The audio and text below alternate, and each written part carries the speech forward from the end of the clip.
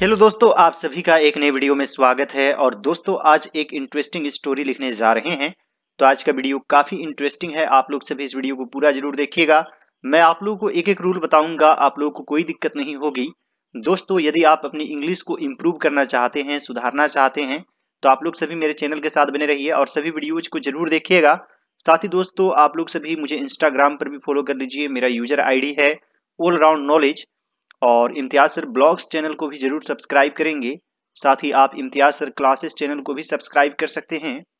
मेरे हर एक चैनल पर आपको इंटरेस्टिंग वीडियोज मिलते हैं। So friends, without wasting much time, let's get started now. आज का पहला सेंटेंस है, एक शेर जंगल में रहता था। तो दोस्तों सबसे पहले यह किस टेंस में है?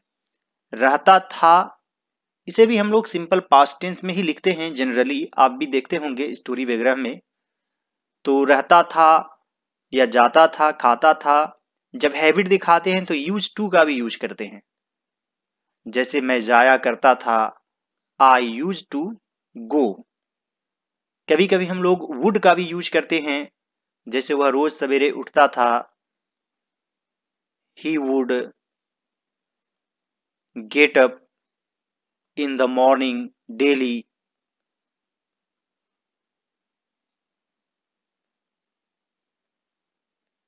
तो दोस्तों पास्ट हैबिट को दिखाने के लिए यूज टू का भी यूज किया जाता है, वुड का भी यूज किया जाता है। लेकिन दोस्तों जनरली यह देखा जाता है कि स्टोरी में रहता था के सेंस में जो है हमेशा लिव्ड यूज करते हैं, वर्ब टू यानी कि सिंपल पास्ट टेंस में। तो दोस्तों सिंपल पास्ट टेंस में सबसे पहले सब्जेक्ट लिखते हैं, इसके बाद वर्ब टू और फिर ऑब्जेक्ट। तो यहां पर सब्जेक्ट क्या है? एक शेर जंगल में रहता था। तो जंगल में कौन रहता था? एक शेर, यही सब्जेक्ट है। तो यहां पर लिखेंगे a lion lived in the forest.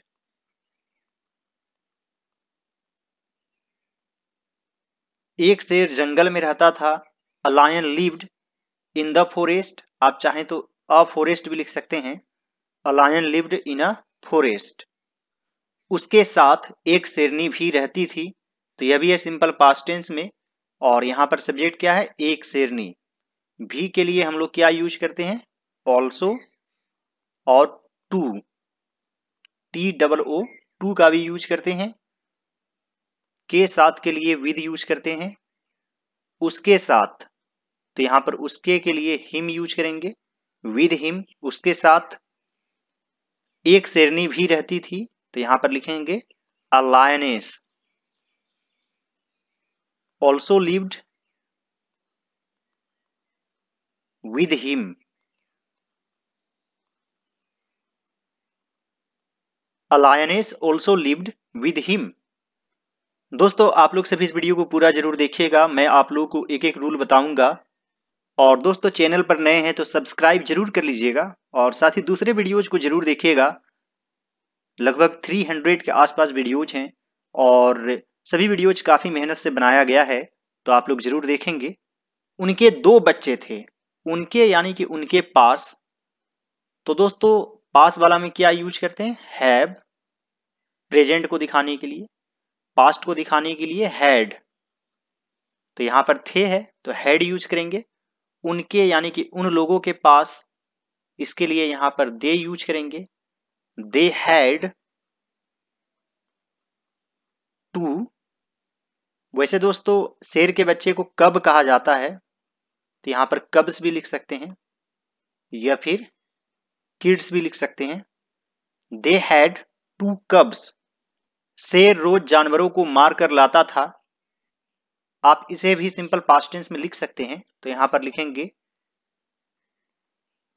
The lion brought. यहां पर दोस्तों आप चाहें तो वुड का भी यूज कर सकते हैं, तब आपको ब्रिंग लिखना पड़ेगा। Would bring. और क्या लाता था? जानवरों को, एनिमल्स डेली, मारकर बाय किलिंग देम, यानी उन्हें मारकर। दोस्तों आप चाहें तो सेंस के आधार पर भी लिख सकते हैं। The lion killed animals daily and brought them home, यानी कि लायन रोजाना जानवरों को मारता था और उसे घर लाता था। The lion killed animals daily and brought them home. एक दिन उसे कुछ नहीं मिला। तो दोस्तों यह भी है सिंपल पास्ट टेंस में, और यह नेगेटिव सेंटेंस है। और सिंपल पास्ट टेंस का नेगेटिव सेंटेंस का स्ट्रक्चर होता है, सबसे पहले सब्जेक्ट, फिर डिड नॉट, फिर वर्ब वन, तब दोस्तों वर्ब टू यूज नहीं करते हैं, फिर ऑब्जेक्ट। ये होता है structure, subject plus did not या didn't plus verb one plus object. और दोस्तों यहां पर सब्जेक्ट क्या है, उसे कुछ नहीं मिला, किसे, उसे, उसे के लिए ही लिखेंगे। और दोस्तों मिलना के लिए आप गेट का यूज कर सकते हैं। एक दिन यानी कि one day, he did not get anything.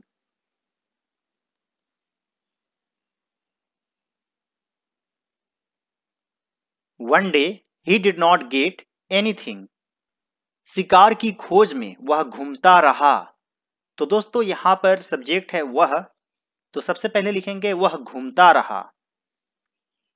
तो दोस्तों इस तरीके के सेंटेंस में हम लोग कीप वर्ब का यूज करते हैं, और कीप से केप्ट बन जाता है। जैसे वह खाता रहा, ही केप्ट ईटिंग।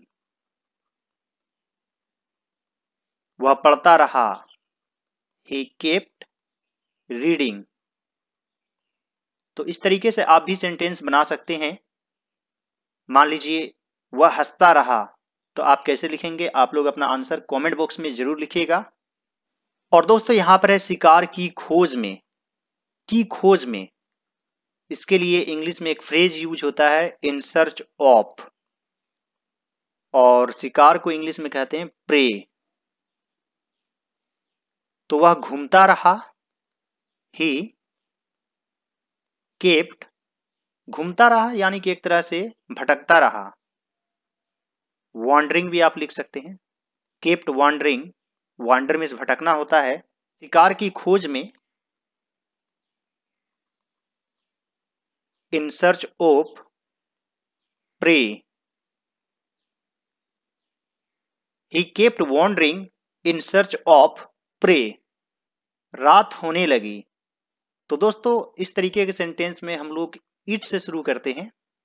मान लीजिए अंधेरा हो रहा है, तो हम लोग लिखते हैं इट्स गेटिंग डार्क। तो उसी प्रकार है रात होने लगी, तो यहां पर भी इट से शुरू करेंगे, और जहां पर लगी या लगा रहेगा तो आप बिगेन का यूज कर सकते हैं।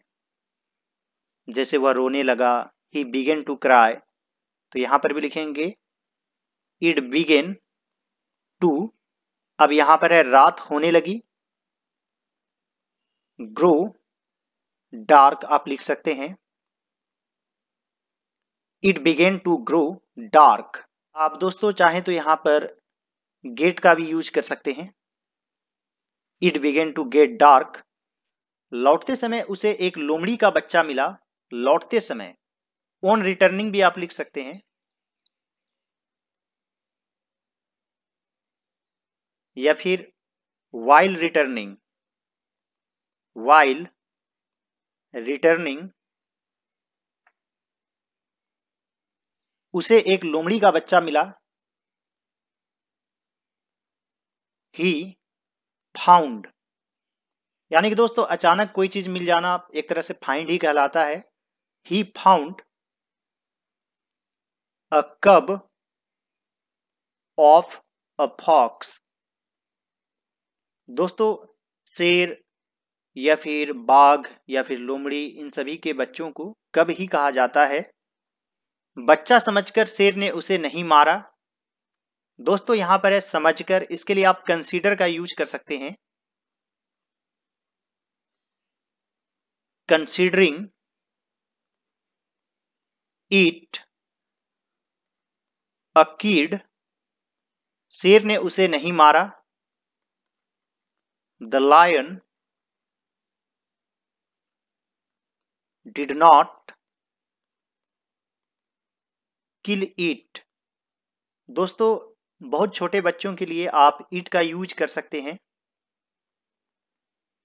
Considering it a kid, the lion did not kill it. या फिर दोस्तों मान लीजिए उन्हें दया आ गया, तो आप यहां पर यूज कर सकते हैं आउट ऑफ पीटी, यानी उन्हें दया आ गया, out of pity the lion did not kill it. शेरनी ने भी उसे खाना नहीं चाहा और उसे अपना तीसरा बेटा बना लिया। तो यहां पर लिखेंगे the lioness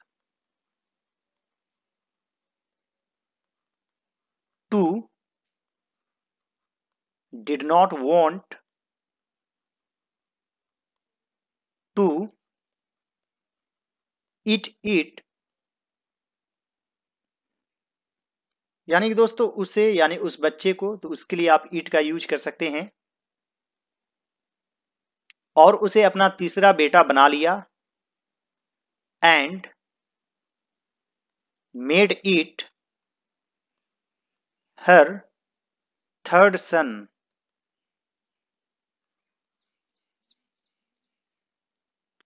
the lioness too did not want to eat it and made it her third son।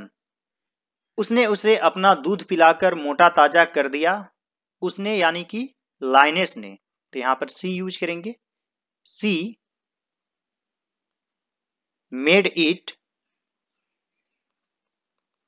Fit and fat, अपना दूध पिलाकर, by feeding her milk. She made it fit and fat by feeding her milk. तीनों बच्चे बिना अपनी जाति जाने एक साथ खाते पीते और खेलते कूदते दिन बिताने लगे। तीनों बच्चे यानी कि द थ्री किड्स, अपनी जाति जाने बिना, विदाउट नोइंग देयर, जाति या वंश आप लिनिएज का यूज कर सकते हैं, या फिर पेडिग्री का यूज कर सकते हैं, या फिर जीनियोलॉजी का यूज कर सकते हैं।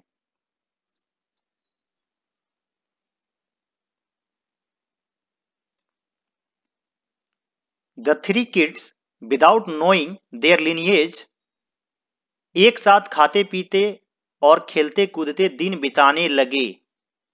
तो दोस्तों यहां पर लगे आप बिगेन या स्टार्टेड का यूज कर सकते हैं। स्टार्टेड, और स्टार्टेड के बाद आप आईएनजी फॉर्म का यूज कर सकते हैं। Spending days by eating and playing together.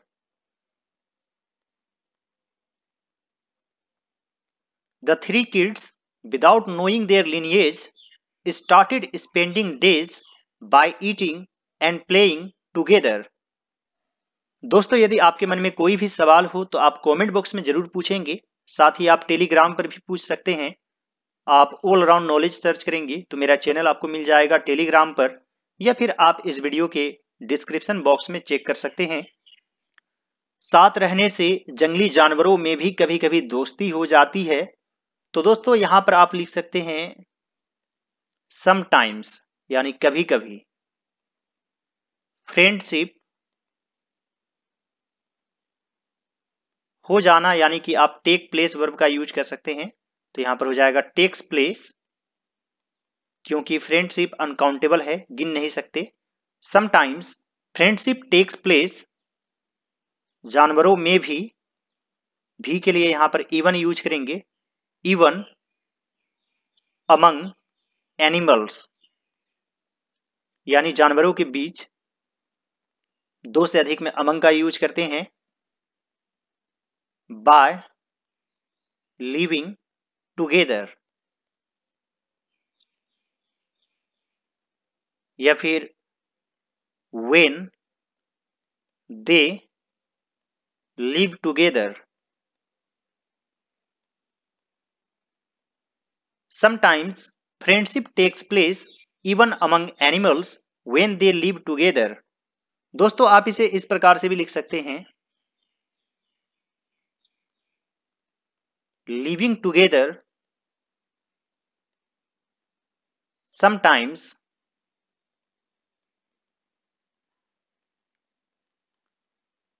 leads to friendship।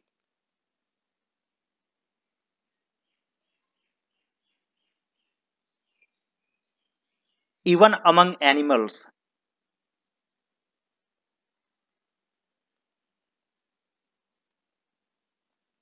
living together sometimes leads to friendship even among animals। तो दोस्तों हिंदी एक अलग लैंग्वेज है, इंग्लिश एक अलग लैंग्वेज है। तो आप सेंस के आधार पर भी लिख सकते हैं कि सेंटेंस आखिर कहना क्या चाहता है।